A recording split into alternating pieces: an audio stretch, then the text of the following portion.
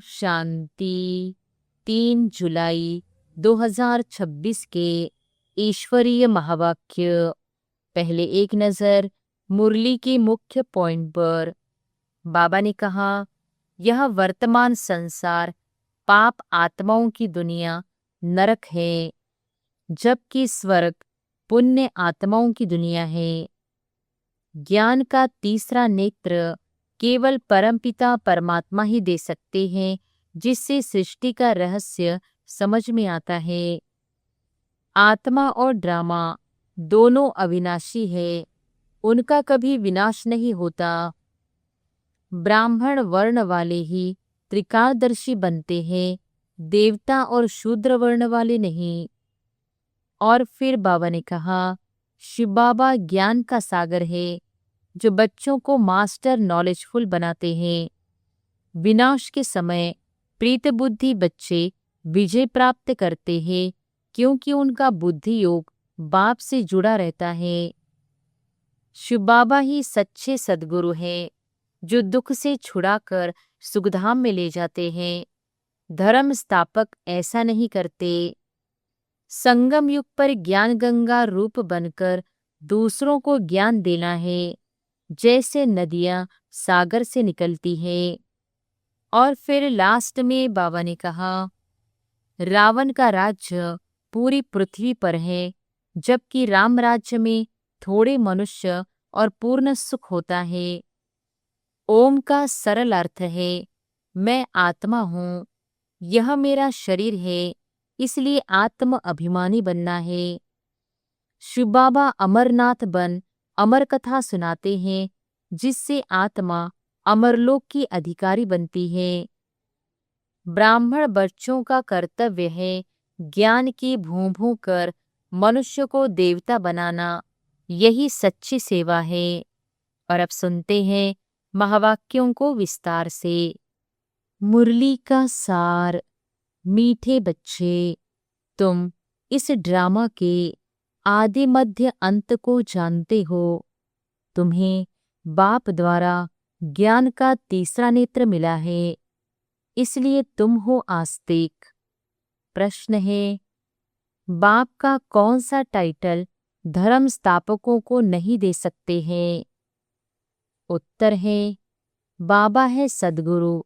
किसी भी धर्म स्थापक को गुरु नहीं कह सकते, क्योंकि गुरु वह जो दुख से छुड़ाए, सुख में ले जाए। धर्म स्थापन करने वालों के पीछे तो उनके धर्म की आत्माएं ऊपर से नीचे आती है, वह किसी को ले नहीं जाते। बाप जब आते हैं तो सभी आत्माओं को घर ले जाते हैं, इसलिए वह सभी के सद्गुरु है। गीत है, इस पाप की दुनिया से दूर कहीं ले चल, जहाँ चित्त को चैन मिले। ओम शांति।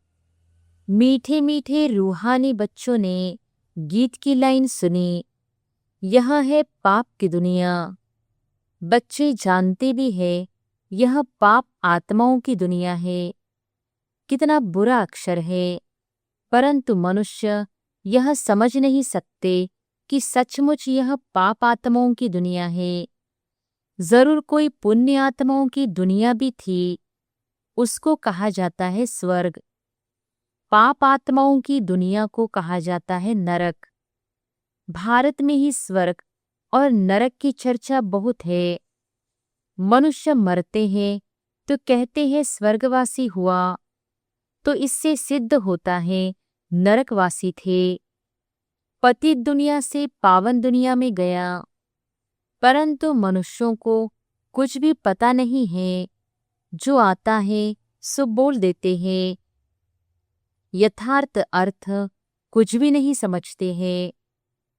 बाप आकर तुम बच्चों को तसल्ली देते हैं कि अब थोड़ा धीरज धरो, तुम पापों के बोझ से बहुत भारी हो पड़े हो। अब तुमको पुण्यात्मा बनाए ऐसी दुनिया में ले जाते हैं जिसको स्वर्ग कहा जाता है। वहां न कोई पाप होगा, न कोई दुख होगा। बच्चों को धीरज मिला हुआ है। आज यहाँ है, कल अपने शांति धाम सुखधाम में जाएंगे। जैसे बीमार मनुष्य थोड़ा ठीक होने पर होता है तो डॉक्टर धीरज देते हैं, जल्दी से तुम बहुत अच्छा हो जाएंगे। अब यह तो है बेहद का धीरज। बेहद का बाप कहते हैं, तुम तो बहुत दुखी पतित हो गए हो। अब हम तुम बच्चों को आस्तिक बनाते हैं। फिर रचना का भी परिचय देते हैं। ऋषि आदि तो कहते आए हैं कि हम रचयिता और रचना को नहीं जानते हैं। अब उसको कौन जानते हैं? कब और किस द्वारा जान सकते हैं, यह किसको पता नहीं है। ड्रामा के आदि मध्य अंत को कोई जानते ही नहीं। बाप कहते हैं, मैं संगम युग पर आकर ड्रामा अनुसार तुम बच्चों को पहले पहले आस्तिक बनाता हूँ, फिर तुमको रचना के आदि मध्य अंत का राज सुनाता हूँ, अर्थात तुम्हारा ज्ञान का तीसरा नेत्र खोलता हूँ। तुमको रोशनी मिल गई है, आँखों की रोशनी चली जाती है तो मनुष्य अंधे हो जाते हैं। इस समय मनुष्यों को ज्ञान का तीसरा नेत्र नहीं है। मनुष्य होकर उस बाप और रचना के आदि मध्य अंत को नहीं जानते तो उनको बुद्धिहीन कहा जाता है। गीत में भी है, एक है अंधे की औलाद अंधे, दूसरे है सज्जे। दिखाते हैं महाभारत लड़ाई लगी थी और एक आदि सनातन देवी देवता धर्म की स्थापना हुई थी। बाप ने आत्माओं को आकर राजयोग सिखाया था, सतयुगी स्वराज्य देने के लिए। आत्माएं कहती हैं, मैं राजा हूँ, मैं बैरिस्टर हूँ। तुम्हारी आत्मा अब जानती है, हम विश्व का स्वराज्य पा रहे हैं, विश्व के रचयिता बाप द्वारा। वह किसका रचयिता है? नई दुनिया का। बाप नई सृष्टि रचते हैं, क्रिएटर भी है तो उनमें सारा ज्ञान भी है। सारे वर्ल्ड की हिस्ट्री कोई एक भी नहीं जानते हैं। किसको ज्ञान का तीसरा नेत्र नहीं है? सिवाय बाप के कोई तीसरा नेत्र दे नहीं सकता। वर्ल्ड की हिस्ट्री, ज्योग्राफी, मूल वतन, सूक्ष्म वतन, स्थूल वतन, यह सब तुम जानते हो। मूल वतन है आत्माओं की सृष्टि। सन्यासी कहते हैं, हम ब्रह्म में लीन हो जाएंगे व ज्योति ज्योत समाएंगे। ऐसा है नहीं। तुम जानते हो, ब्रह्म तत्व में जाकर निवास करेंगे। वह शांतिधाम घर है। वह कह देते हैं, ब्रह्म ही भगवान है। कितना फर्क है। ब्रह्म तो तत्व है। जैसे आकाश तत्व है, वैसे ब्रह्म भी तत्व है। जहाँ हम आत्माएं और परमपिता परमात्मा निवास करते हैं, उनको स्वीट होम कहा जाता है।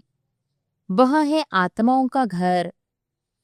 बच्चों को मालूम पड़ा है, ब्रह्म महतत्व में कोई आत्माएं लीन नहीं होती है और आत्मा कभी विनाश को प्राप्त नहीं होती। आत्मा अविनाशी है। यह ड्रामा भी बना बनाया अविनाशी है। इस ड्रामा के कितने एक्ट्रेस है? अभी है संगम युग, जबकि सभी एक्ट्रेस हाजिर है। नाटक पूरा होता है तो सब एक्ट्रेस, क्रिएटर आदि सब आकर हाजिर होते हैं। इस समय यह बेहद का ड्रामा भी पूरा होता है, फिर रिपीट होना है। उन हद के नाटकों में चेंज हो सकती है, ड्रामा पुराना हो जाता है। यह तो बेहद का ड्रामा अनादि अविनाशी है। बाप त्रिकालदर्शी त्रिनेत्री बनाते हैं। देवताएं कोई त्रिकालदर्शी नहीं होते हैं, न शूद्र वर्ण वाले त्रिकालदर्शी होते हैं। त्रिकालदर्शी तो सिर्फ तुम ब्राह्मण वर्ण वाले हो। जब तक ब्राह्मण न बने तब तक तीसरा नेत्र ज्ञान का मिल न सके। तुम झाड़ के आदि मध्य अंत को, सभी धर्मों को भी जानते हो। तुम भी मास्टर नॉलेजफुल हो जाते हो। बाप बच्चों को आप समान बनाएंगे न। ज्ञान का सागर तो एक ही बाप है, जो सभी आत्माओं का बाप है। सभी बच्चों को आस्तिक बनाए त्रिकालदर्शी बनाते हैं। अब तुम बच्चों को सबको यह कहना है कि शिव बाबा आया है। उनको याद करो। जो आस्तिक बनते हैं वह बाप को अच्छी रीति प्यार करते हैं। तुम्हारे ऊपर बाप का भी प्यार है। तुमको स्वर्ग का वर्षा देते हैं। गाया हुआ है कि विनाशकाले विपरीत बुद्धि विनशंति और विनाशकाले प्रीत बुद्धि विजयंती। गीता में कोई कोई अक्षर सच्चे हैं। श्रीमद् भगवत गीता है सर्वोत्तम शास्त्र, आदि सनातन देवी देवता धर्म का शास्त्र। यह भी समझाया है मुख्य धर्म शास्त्र है ही 4, और जो धर्म वाले हैं वह आते ही है सिर्फ अपने धर्म की स्थापना करने। राजा आदि की बात नहीं, उनको गुरु भी नहीं कह सकते। गुरु का तो काम ही है वापस ले जाना। इब्राहिम, बुद्ध, क्राइस्ट आदि तो आते हैं, फिर उनके पिछाड़ी उनकी वंशावली भी आती है। गुरु वह जो दुख से छुड़ाए और सुख में ले जाए। वह तो सिर्फ धर्म स्थापन करने आते हैं। यहाँ तो बहुतों को गुरु कह देते हैं। ब्रह्मा विष्णु शंकर को भी गुरु नहीं कह सकते। एक शिव बाबा ही सर्व का सद्गति दाता है। पुकारते भी एक राम को है। शिव बाबा को भी राम कहते हैं। बहुत भाषाएं हैं तो नाम भी बहुत रख दिए हैं। असुर नाम है शिव, उनको सोमनाथ भी कहते हैं। सोमरस पिलाया अर्थात ज्ञान धन दिया। बाकी पानी आदि की तो बात ही नहीं। तुमको सम्मुख नॉलेजफुल ब्लिसफुल बना रहे हैं। बाप तो ज्ञान का सागर है। तुम बच्चों को ज्ञान नदियां बनाते हैं। सागर एक होता है, एक सागर से अनेक नदियां निकलती हैं। अभी तुम हो संगम पर। इस समय यह सारी धरती रावण का स्थान है। सिर्फ एक लंका नहीं थी, सारी धरती पर रावण का राज्य है। राम राज्य में बहुत थोड़े मनुष्य होंगे। यह से कभी तुम्हारी बुद्धि में है। बाबा ने समझाया है, मैं 3 धर्मों की स्थापना करता हूँ, ब्राह्मण, देवता, क्षत्रिय। फिर वैश्य शूद्र वर्ण में और सभी आकर अपना अपना धर्म स्थापन करते हैं। अनेक धर्मों का विनाश भी कराते हैं। भारत में त्रिमूर्ति का चित्र भी बनाते हैं, परंतु उसमें शिव का चित्र गुम कर दिया है। शिव से ही सिद्ध होता है कि परमपिता परमात्मा शिव ब्रह्मा द्वारा स्थापना, विष्णु द्वारा पालना कराते हैं। उनको करण करावनहार कहा जाता है। खुद भी कर्म करते हैं, तुम बच्चों को भी सिखलाते हैं। कर्म, अकर्म, विकर्म की गति भी समझाते हैं। रावण राज्य में तुम जो कर्म करते हो वह विकर्म बन जाता है। सतयुग में जो कर्म करते हो वह अकर्म हो जाता है। यहाँ विकर्म ही होता है क्योंकि रावण का राज्य है। सतयुग में 5 विकार होते ही नहीं। एक एक बात समझने की है और सेकंड में समझाई जाती है। ओम का अर्थ वो लोग तो बहुत विस्तार से समझाते हैं। बाप कहते हैं, ओम माना अहम आत्मा और यह मेरा शरीर। कितना सहज है। और तुम समझते हो हम सुखधाम में जा रहे हैं। श्री कृष्ण के मंदिर को सुखधाम कहते हैं। है भी कृष्णपुरी। माताएं कृष्णपुरी में जाने के लिए बहुत मेहनत करती है। तुम अभी भक्ति नहीं करते हो। तुमको ज्ञान मिला है और कोई मनुष्य मात्र में यह ज्ञान नहीं है।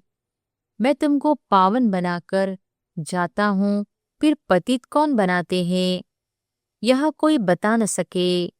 सब मेल अथवा फीमेल भक्तियां हैं, सीताएं हैं। सबकी सद्गति करने वाला बाप है। सब रावण की जेल में है।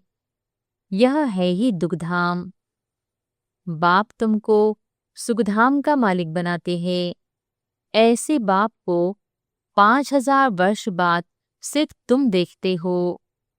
लक्ष्मी नारायण की आत्मा को अब नॉलेज है। हम छोटेपन में यह कृष्ण है, फिर बड़े बनेंगे, ऐसे शरीर छोड़ेंगे, फिर दूसरा लेंगे, और कोई को यह नॉलेज नहीं है। बाप कहते हैं तुम सब पार्वतियां हो। शिव बाबा तुमको अमर कथा सुना रहे हैं, अमर बनाने के लिए, अमर लोक में ले जाने के लिए। यह मृत्यु लोक है। तुम सब पार्वतियां अमरनाथ द्वारा अमर कथा सुन रही हो। तुम सच सच बनते हो सिर्फ बाप को याद करने से। तुम्हारी आत्मा अमर बनती है जहाँ दुख की बात नहीं होती। जैसे सरप एक खाल छोड़ दूसरी लेते हैं। यह सब मिसाल यहाँ के हैं। भ्रमरी का मिसाल भी यहाँ का है। तुम ब्राह्मण क्या करते हो? विकारी कीड़ों को बदल देवता बनाते हो। मनुष्य की ही बात है। भ्रमरी का तो यह एक दृष्टांत है। तुम ब्राह्मण बच्चे अभी बाप द्वारा अमर कथा सुन रहे हो। औरों को बैठ ज्ञान की भूं भूं करते हो, जिससे मनुष्य से देवता स्वर्ग की परी बन जाएंगे। बाकी ऐसे नहीं कि मानसरोवर में डुबकी लगाने से कोई परी बन जाएंगे। यह सब है झूठ। तुम झूठ ही सुनते आए हो। अब बाप ट्रुथ सुनाते हैं। अब बाप कहते हैं अपने को आत्मा समझो। तुम समझते हो निराकार परमपिता परमात्मा इस मुख द्वारा सुना रहे हैं। हम इन कानों द्वारा सुन रहे हैं। आत्म अभिमानी बनना है, फिर परमात्मा भी रियलाइज कराते हैं मैं कौन हूँ। दूसरा कोई आत्म अभिमानी बना न सके सिवाय बाप के, और कोई कह न सके कि तुम आत्म अभिमानी बनो। शिव जयंती भी मनाते हैं, परंतु उनकी जयंती कैसे है यह नहीं जानते। बाप ही खुद आकर समझाते हैं मैं साधारण बूढ़े तन में प्रवेश करता हूँ, नहीं तो ब्रह्मा आएगा कहाँ से। पति तन ही चाहिए। सूक्ष्म वतनवासी ब्रह्मा में विराजमान होकर तो ब्राह्मण नहीं रचेंगे। कहते हैं मैं पतित शरीर पतित दुनिया में आता हूँ। गाया हुआ है ब्रह्मा द्वारा स्थापना, फिर जिसकी स्थापना करते हैं, जो यह ज्ञान पाते हैं, वह देवता बन जाते हैं। मनुष्य ब्रह्मा का चित्र देखकर मूंझ जाते हैं। कहते हैं यह तो दादा का चित्र है। प्रजापिता ब्रह्मा तो जरूर यहाँ होगा। सूक्ष्म वतन में कैसे प्रजा रचेंगे? प्रजापिता के बच्चे हजारों ब्रह्मा कुमार कुमारियां हैं। झूठ थोड़ी होगा। हम शिव बाबा द्वारा वर्षा पा रहे हैं। तुम बच्चों को समझाया है वह अव्यक्त ब्रह्मा है। प्रजापिता तो साकार में चाहिए। यह पतित ही तो पावन बनते हैं ततत्वम।